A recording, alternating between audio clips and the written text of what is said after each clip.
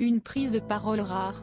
Ce vendredi 1er décembre, l'homme d'affaires Vincent Miclet a accordé une interview au magazine Entrevue, nouvelle version, pour évoquer la situation d'Ayvin, le fils de 7 ans, né de ses amours passés avec Ayem Nour.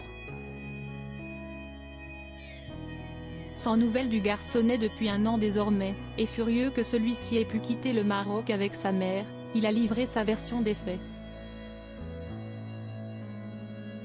Si est dans le nouveau magazine Entrevue qu'une interview exclusive de Vincent Miclet est parue. Tout juste racheté par Omar Harfouch, le magazine Entrevue est de retour en kiosque depuis le 1er décembre 2023, totalement remanié. Créé en 1992 par Thierry Ardisson, le magazine a logiquement choisi Laurent Baffy pour le premier numéro de cette nouvelle version. Il y évoque ses opérations de chirurgie esthétique.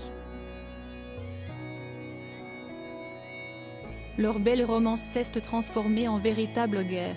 Tombés amoureux en 2013, Ayem Nour, ancienne candidate emblématique de Secret Story et Vincent Miclet, homme d'affaires, ont accueilli leur petit garçon, Ayvin, le 7 juin 2016, avant de se séparer, 3 mois après sa naissance. Une séparation totale, en bataille pour la garde de leur fils depuis, tous les deux ont atteint le point de rupture ces derniers mois, lorsque la jeune femme, qui a accusé son ex de violence, a récupéré leur fils, en novembre dernier et a fini par quitter le Maroc, presque 1 an plus tard, où il résidait d'un commun accord, chez son père.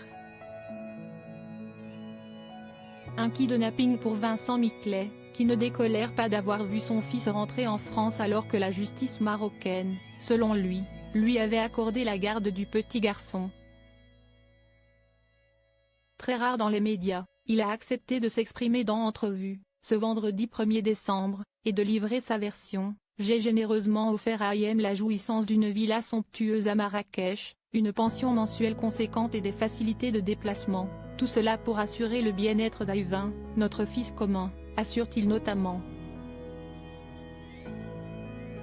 Avant de revenir sur cette période trouble, entre l'été 2022 et l'hiver 2023, pendant laquelle Ayem Nour avait accepté que son fils soit scolarisé à l'école américaine de Marrakech, avant de considérer l'accord caduc, de l'en retirer brutalement, mais de rester bloqué au Maroc, puis de rentrer en France illégalement selon l'homme d'affaires. Une rupture dramatique est intervenue, catapultant l'affaire dans une dimension judiciaire pénale.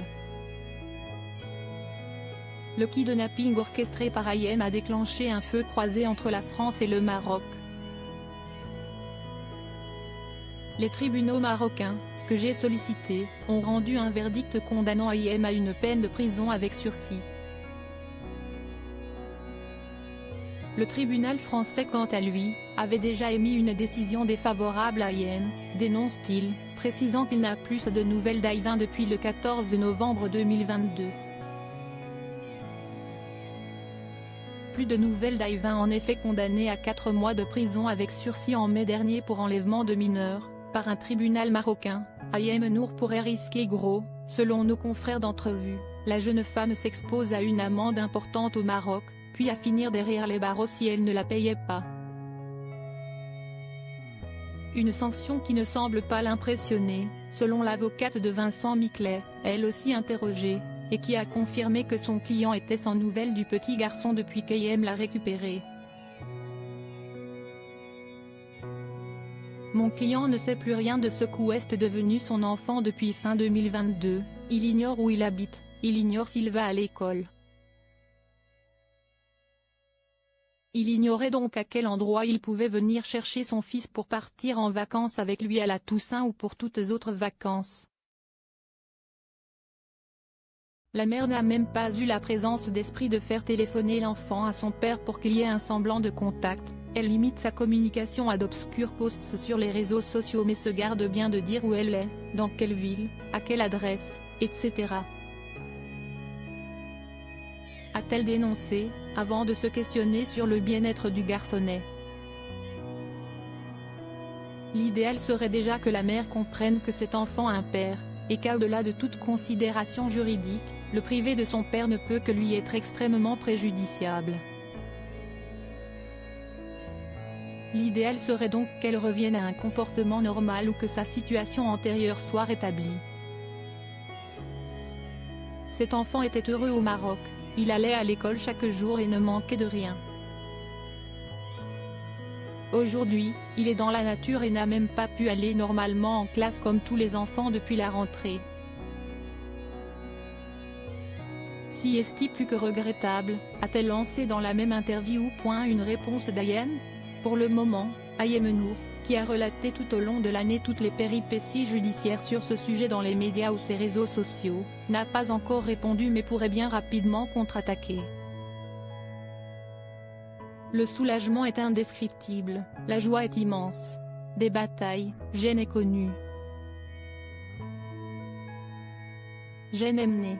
Mais celle-ci est de loin la plus grande et la plus impressionnante qu'il m'a été donné d'affronter, me battre contre la toute-puissance pour le bien-être et l'équilibre de mon fils, avait-elle écrit sur Instagram au moment de son retour en France. Et on espère que cette bataille pourra s'apaiser le plus rapidement possible.